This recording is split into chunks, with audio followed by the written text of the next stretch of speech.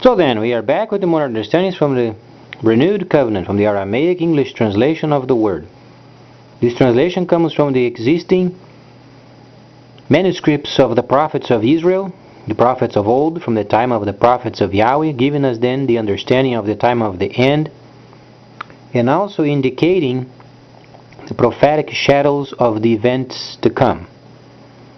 So then, understanding these factors, then what the Messiah said, plus what Shaliach Shaul also said, we find ourselves with a question: how do we understand then the prophecies?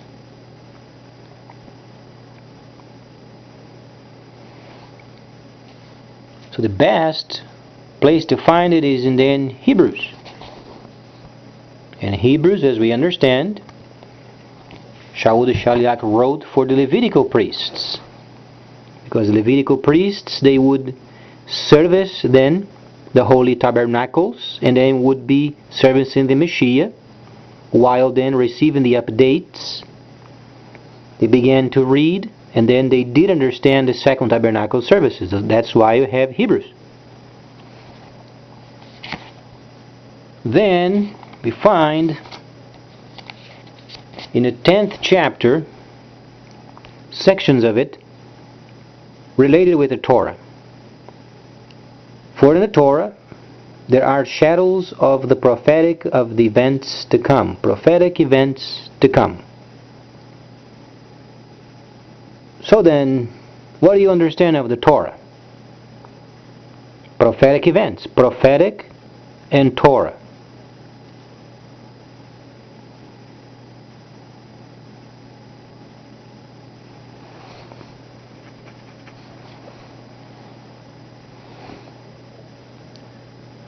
Then Shaliach Shaul said, not the substance of then the feasts themselves, or the events themselves. He's not speaking of the feasts. He's speaking of the prophetic shadows of the Torah based upon the feasts.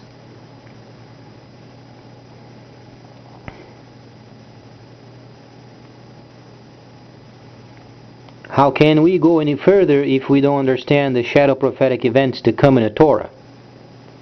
Many people think the Torah was abolished.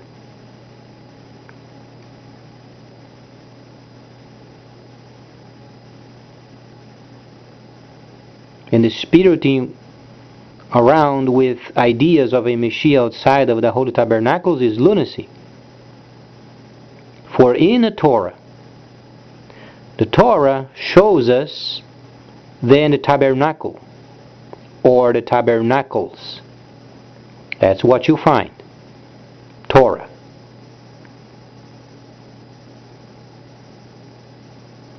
The lunatics, they understand a Messiah wandering in a world outside of the Holy Tabernacles. So it can't be the Torah. However, the prophetic understandings of the end, you must be based upon the Torah. So the pagan translations are absolutely busted. Meaning, if you don't understand from the Hebraic viewpoint, then you have no understanding of the Scripture.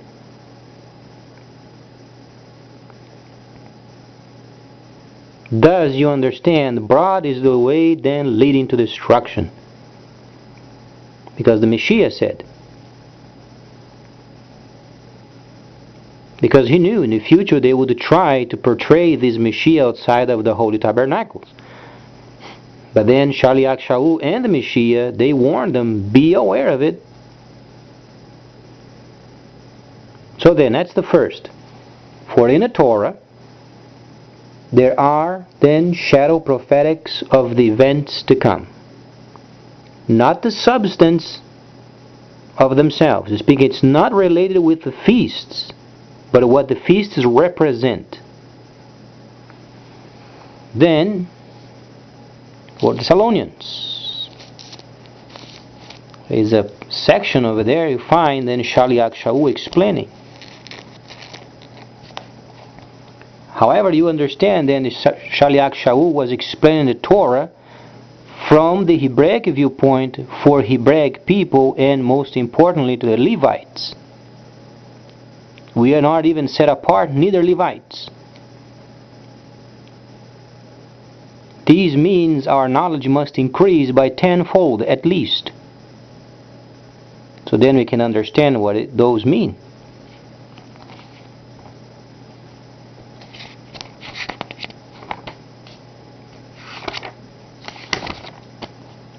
So then, chapter 5, first verse. But concerning the times and seasons, my brothers, meant the set apart. The set apart Hebrew people living in the city.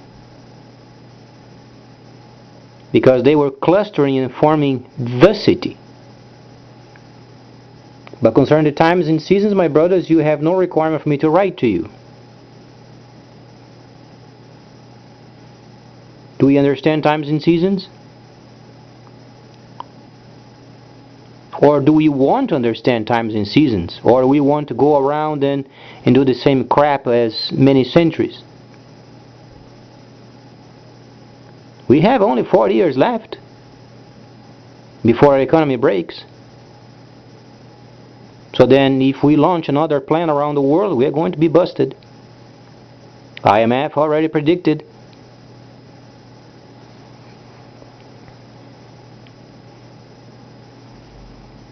But concerning the times and seasons, my brothers, you have no requirement for me to write to you.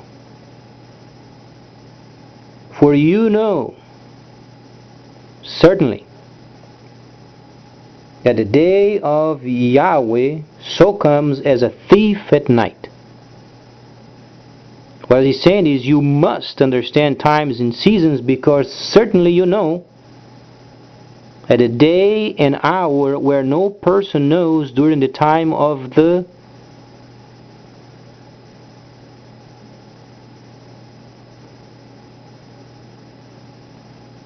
Feast of the Trumpets.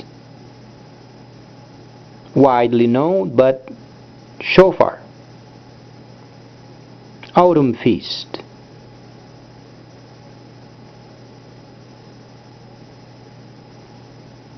It goes on and on and on.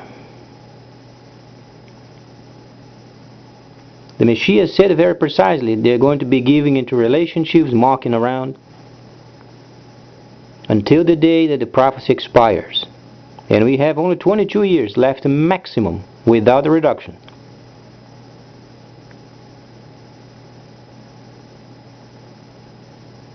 But then the Messiah portrays an understanding very peculiar.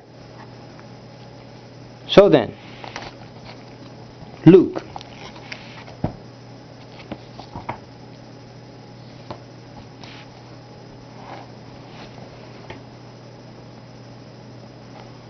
And be cautious with the mocking, because you mock when you know what the truth is.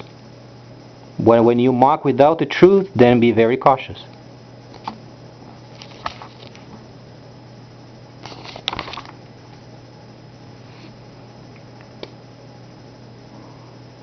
As it was in the days of Noah, likewise it wilt be in the days of the Son of Man, or the coming of the Messiah. He's speaking of the autumn feast. For they were eating and drinking and taking wives and giving them to husbands until the day that Noah entered the ark, and the waters came and the people were destroyed. He is speaking of a man day understanding, people going to relationships and paying their dues and so on and so forth, until the day the prophecy expires. That's precisely what he's saying. And you can't make another 1,000 years after the coming of the Messiah, such as the GOP candidate trying to explain. Unfortunately, he lied. There is no 1,000 years after the showing of the Messiah. He plainly lied. And there is no Messiah coming back and placing a sand on a mountain of olives, the other sand on the other side of the Mount of Olives, and then splits in two. He's extremely confused. But you should not be confused. For they were eating and drinking and taking wives and giving them to husbands until the day that Noah entered the ark, and then the waters came and destroyed them. And again, it was in the days of Lot. What is the Messiah doing? He's explaining in layers. That they were eating and drinking and buying and trading around and planting and were building. But on the day that Lot went out from Sodom, Yahweh rained down fire and brimstone from heaven and destroyed them. Now, the GOP candidate stated then the Messiah is going to show up and is going to halt the war. Where did he find it?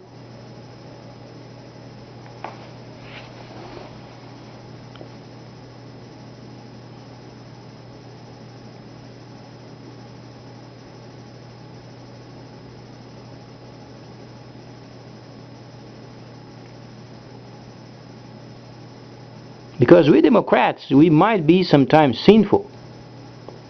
But we understand we are not perfect. But we understand the Messiah is perfect. And we don't push religion to anybody. But when we know the truth, then is the time that we should teach. Because a true believer has to be a Democrat. Or a person who is not a believer. Because we don't push religion, we indicate the holy city. You want to know the truth? Via the functions, you go and find the holy city. It's going to be in Africa.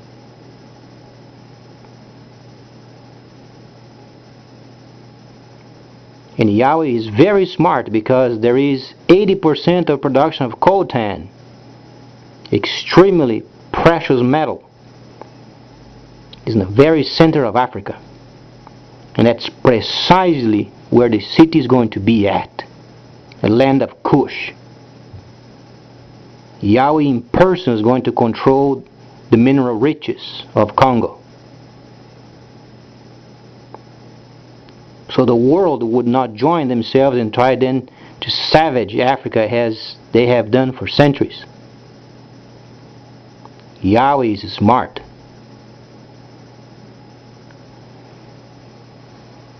Coltan.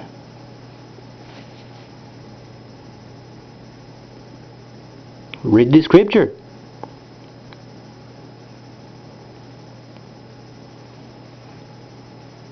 That's why the understanding of the black pharaohs are returning. And from there we understand it came the harmony from Israel during the time of Shlomo. That's why Yahweh wisely, the returning of the holy cities and starting in the very place where the most coltan in the world exists. You know what Yahweh is saying? You are not going to destroy Africa and savage them anymore.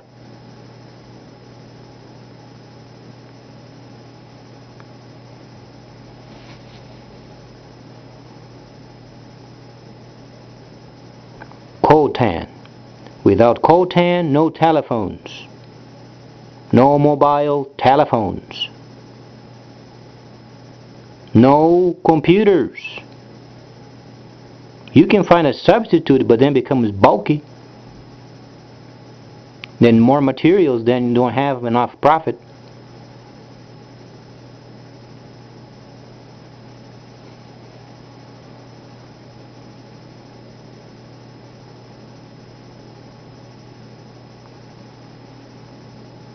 So when Yahweh then, He does the work, He does it very, very wisely.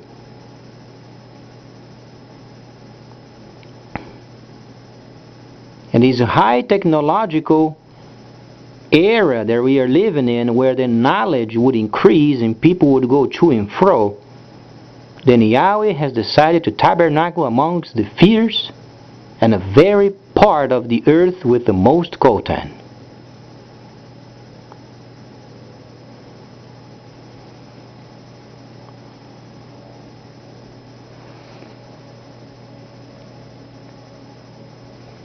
If any foreigners are over there and stealing from them, they cut them to pieces and throw them in the river Nile, and they are eaten by crocodiles.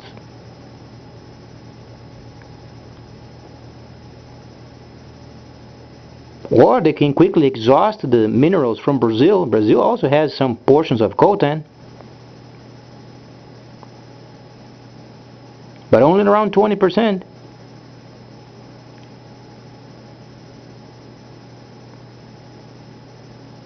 We can't compete with the Chinese market. They make very cheap equipment. The only source of our industry is high technological new technologies. It requires coltan.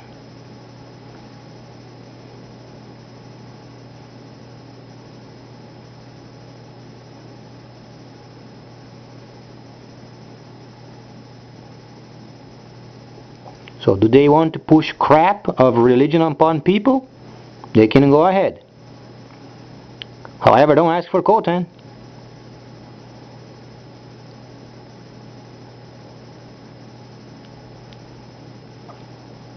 So when they are exercising their religion, make sure they are a bit concerned. Such as KKK playing around, Nazi parties.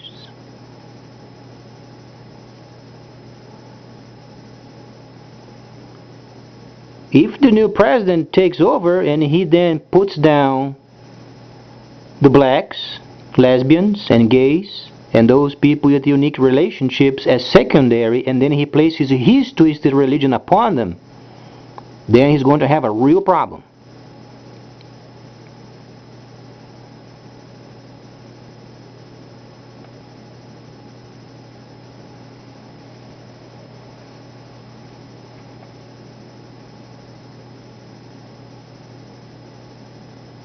Let's make sure then the exaltation of, if the new president takes over, make sure it is limited.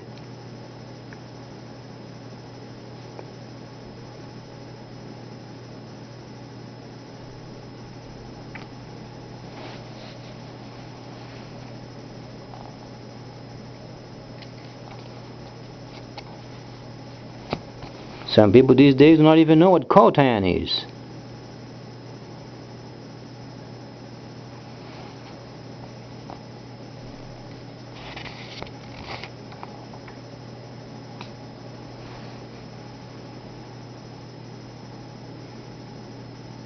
But then the rest of those people in secondary category, they understand the truth.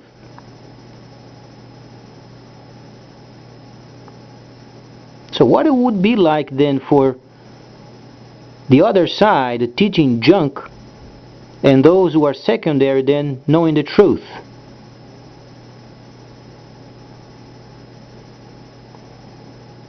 They are only going to rely on their own works.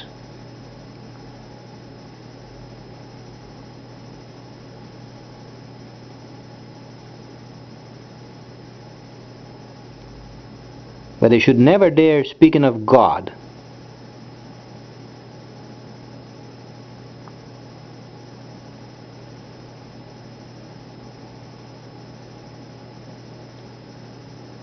Speaking of industry in our country, only new technologies can start up our economy. And for those you have to have coltan and precious minerals found in Africa. So when you raise your finger in trying to be racist of any kind, shape or form, please think twice.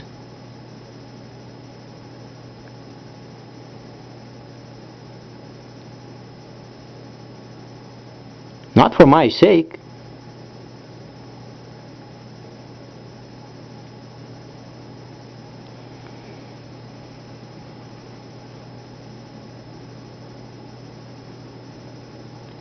So then, if the situation turns around, there is launching of new systems. That's going to ruin our economy for sure. We have only 40 years to put together a plan. We should have maintained the same slow raising up of our economy, then the miracle worker is coming.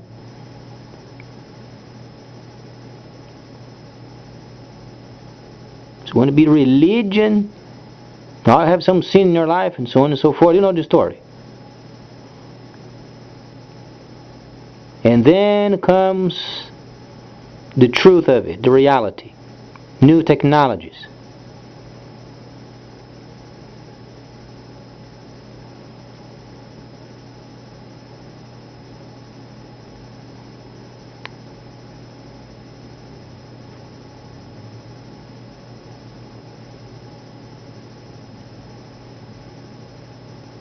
The Africans are not going to give the co-tenant at no charge. If they are put then to secondary people category, you can be sure of it, they are not going to give the co-tenant very easily.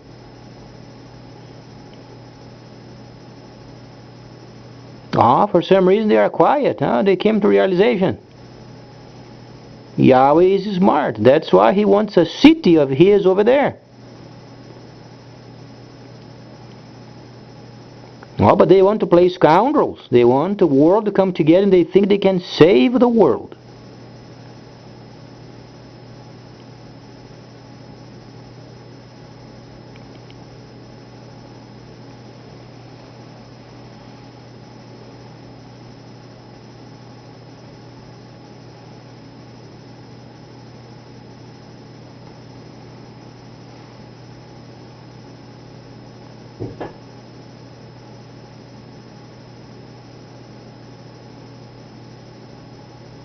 So if this scoundrel wins the election, he's going to dance as the music plays.